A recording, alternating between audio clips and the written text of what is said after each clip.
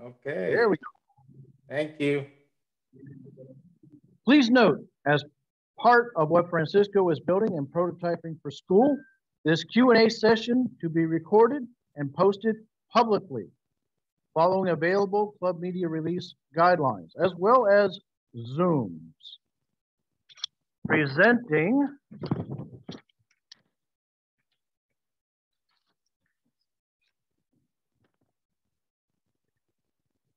Pathways Team Collaboration, 15 to 20 minutes, question and answer session.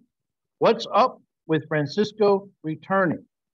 What's up with Francisco returning? Francisco Palacios.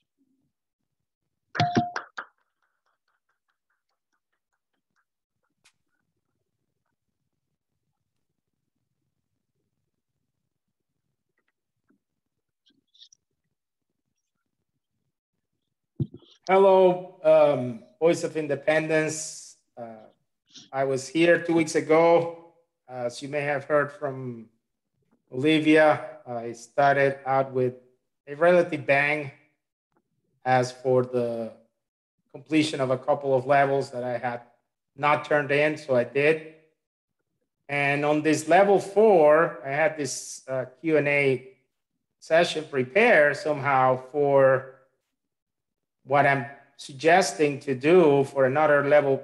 This is now a level 5 project that I need to moderate. It takes 20 to 40 minutes. So right off the bat, the Q&A is meant to elicit participation in that. I had written an introduction, and I bought this prop the other day. I'm trying to catalog my projects better. I started, but I want to do better. And that's part of the encouragement into what I'm trying to present. So I'm going to first go over things that I may have done before last week, but I'm also going to go, hopefully, over new things. Thanks to some of you, you may know the material, so you know who my plants are. You took a survey, you helped me with a lot of feedback. So as part of the project, I know that a couple of you are, I don't want to say well-versed, but you're not seeing it for the first time. Of course, since I'm going to post this publicly, what's up with me returning to the club? In a nutshell, I want to get my first Pathways DTM, of course. Like I said, I'm warming up for levels 4 and 5. And as I was explaining this to our VP today, I realized that some of these projects in level 4 or 5, the podcast, the blogging, the social media presence, even this Q&A and the panel discussion fit to what I'm building. I'm going to now move to the screenshot, to the screen sharing. I have it up here, my big old screen one. You guys saw you're seeing the agenda, right? Yes? Yes. Oh, you guys moved. You guys moved, sorry. To make you a little bigger here. Okay. And I'm going to, and we have Honore on the line. But what I really wanted to show you was this. Some of you visited this website. You guys can see it there where it says C4 Collaborative Content Creation and Curation. I want to take questions about it. So I won't show you everything in detail. This is about a project that I'm working at school. And the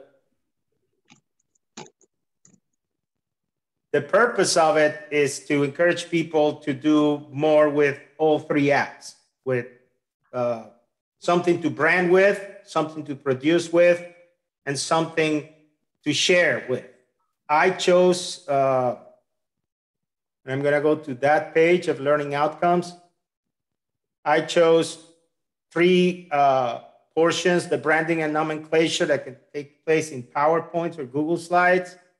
The creation, production, ideally Zoom, but I've seen how, for example, some of us are enjoying rather similar features on tools like Microsoft Teams.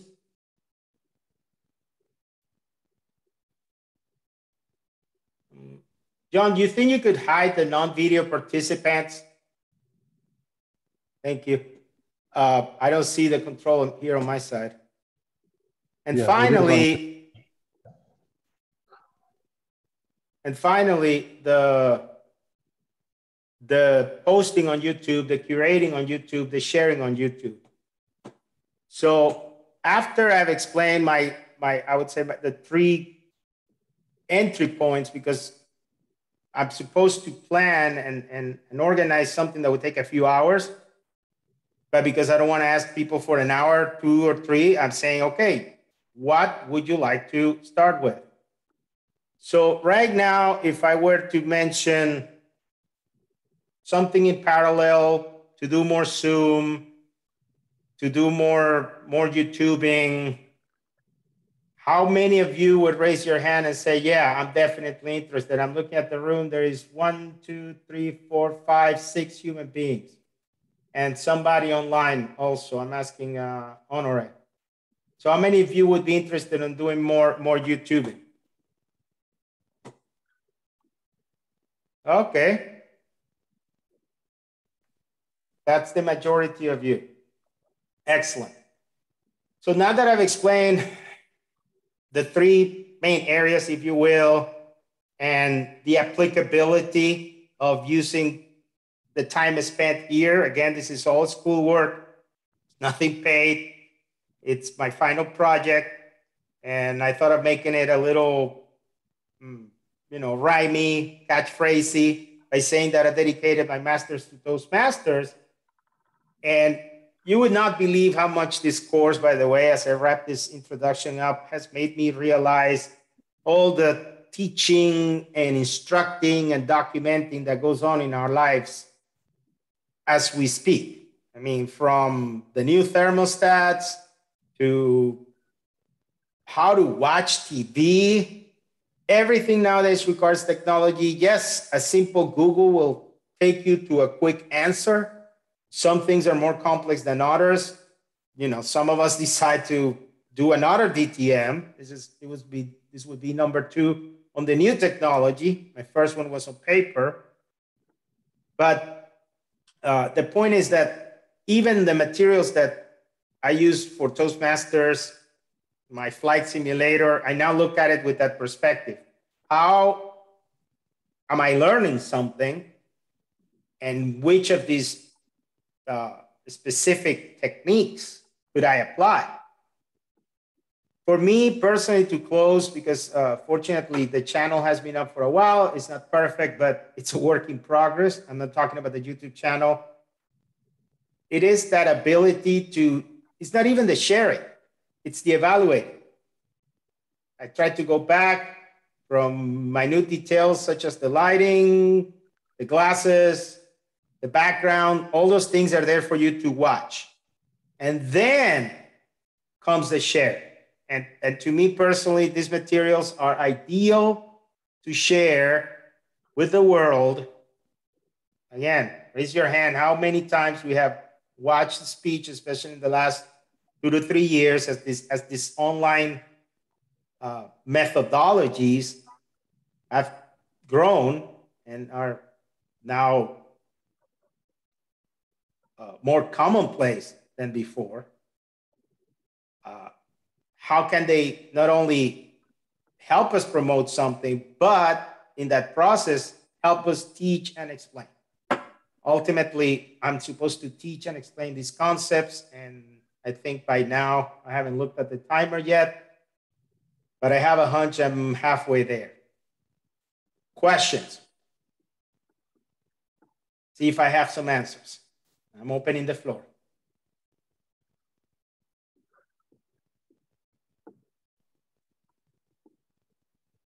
Olivia has her hand raised.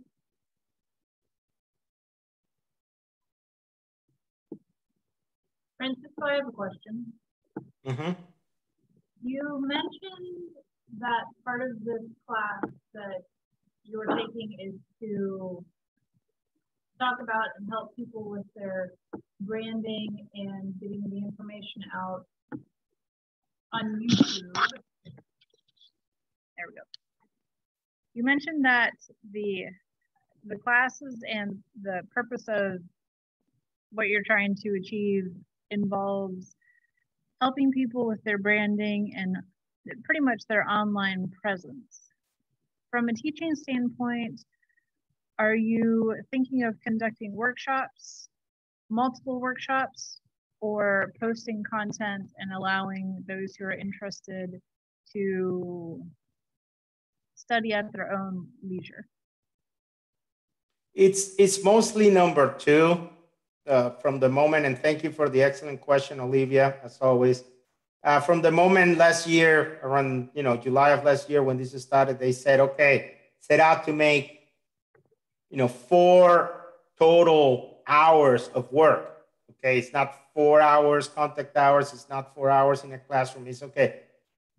Create something that will take 4 hours to complete for a learner.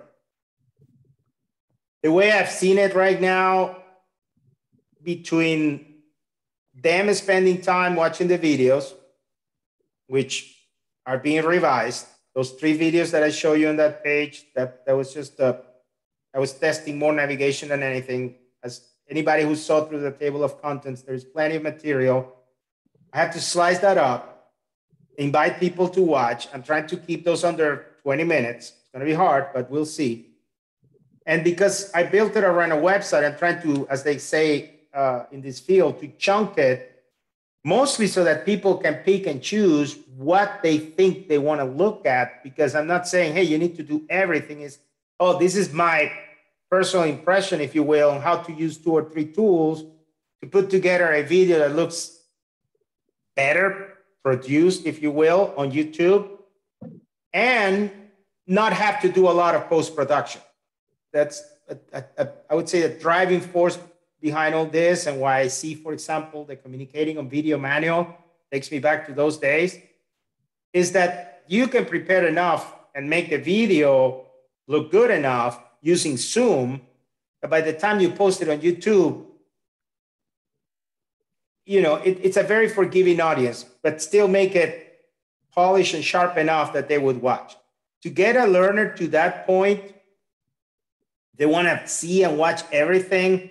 It would be a combination. One thing I'm going to add, and I'm going to wrap the answer with this, that I'm going to add to those 4 hours, hey, either invite me, to participate of a project. Again, level 4 and 5 are the longer projects. Right there, this is going to take, 15 to 20 minutes. The panel discussion one is at 20 to 40. There's a project of managing online meetings that, also squarely there. So invite me to that, or share what you created so that I can see that, maybe an hour and a half watching videos. I will use the table of content to more than a assessment. It's more of a checklist, a pre-flight, if you will, of what you're going to do. Are you ready? I missed a few things tonight, and I'm thinking, I said I was going to do this. I was going to do that. I had a chance to show my prop.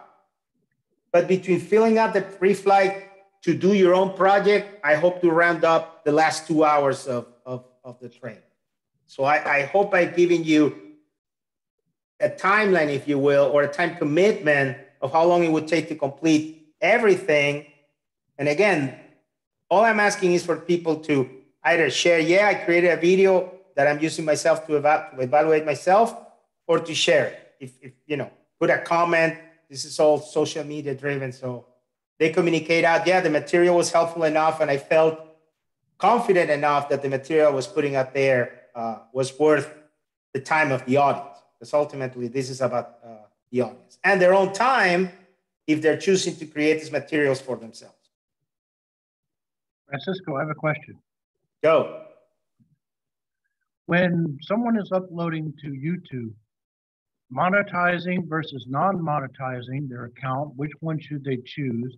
And at what point does monetizing a video allow you to be a full-time content creator? Lee, wow. I'm going to answer with a simple statement. That approach to monetizing, especially in the last few months when I've gone back to look at sources, for example, for a school, it must be working for a hell of a lot of people. There is a lot of content out there that you see that is polished, that it's tied. You get the ads, they have the playlist, they have the mixes, the channel is structured, it's organized, and half the time they're trying to take you to a site where you can peruse their product. So non-monetizing, if you want to keep it personal, if you want to keep it frank, candid, well, I think those make the most money, by the way. But I personally, I'm not after the ads. I'm not after the traffic per se. But I'm interested because the tool that I'm going to initially cover, the Creator Studio on YouTube, that's a pretty amazing tool. So I would say for somebody who's starting from scratch, go non, watch your numbers, because that's the beauty of these tools. They have base analytics embedded that can make you decide, okay, I have enough traffic. I'm pretty sure if you hit the moderate load and Google wants you to promote it, they will let you know. We'll know the stories, but I would say start with none. Don't tie yourself to those numbers yet. Create enough content and then switch to, of course, based on what you have created so far, switch to see if you can monetize. About it being a full-time career, that's outside the scope of the intervention and planning, but it's definitely a topic well worth researching. Thank you, Lee. Anyone else have a question?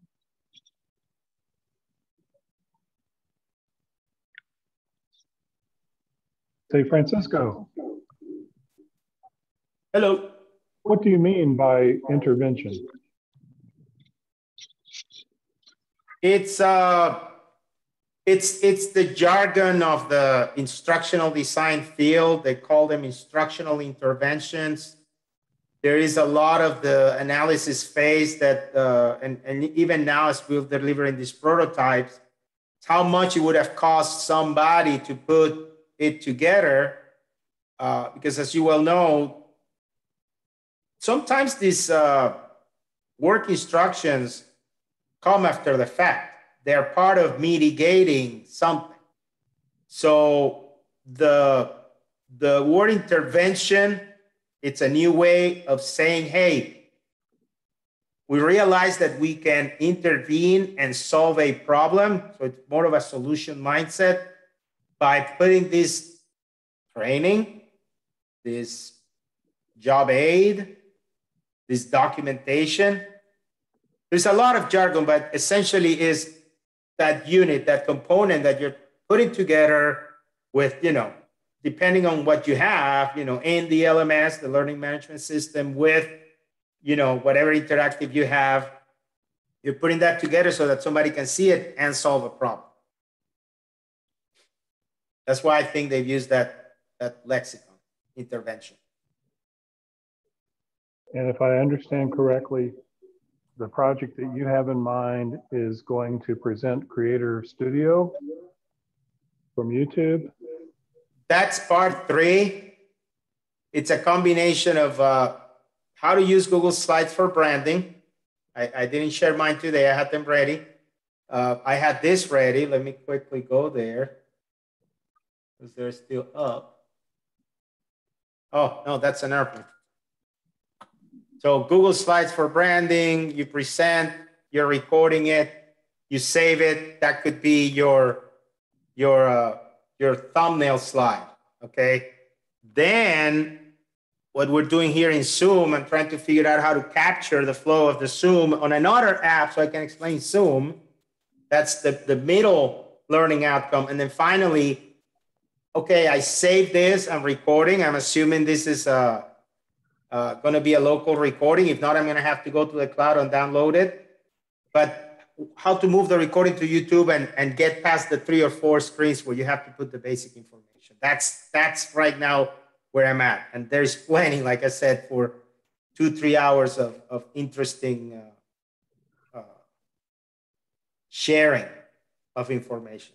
Because that's how I'm trying to do, just be informative about it. Make sense, John? Getting there, yes. Okay. It is a local recording, by the way. Excellent.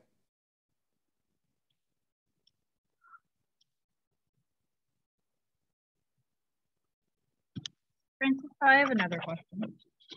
Go. On the website and in your setup of the problem that you are working to solve, the branding has been focused on Toastmasters. Is there intention to, perhaps after the class is finished, to expand it, this problem solving outside of Toastmasters? Oh, already. Excellent question. The fact that not only Zoom, MS Teams, some places, they combine it with Stream. That's a very parallel use case, the way you can record in a Stream, in Teams, and then move it up to Streams using SharePoint so quickly. That use case is very similar. So I'm leveraging the fact that we do a lot of Zoom. A lot of us want to have a tape for evaluation, but also a lot of us want to put the tape out there for ourselves or for our clubs in our districts. So, but I'm not teaching Zoom and Google Slides and YouTube. I'm trying to make the use case broad enough that if I explain the concept and the principle, people can use it on most. They'll get the idea that it can be used in other apps. Make sense, Olivia? Yes, thank you. Okay.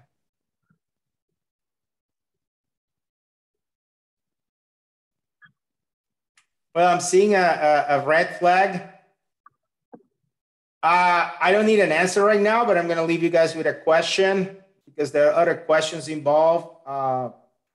Some of you may have seen that I signed up for today and November 8th. I know there is a plan to do something interesting on the 25th. It doesn't need to be November 8th.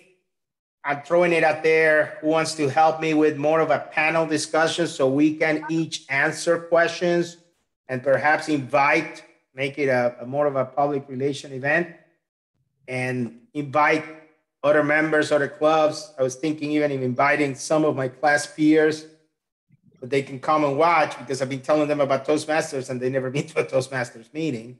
We now have a club at the school. So I'm going to leave you with that question. Who would like to participate in a panel, maybe November 8th or day TBD?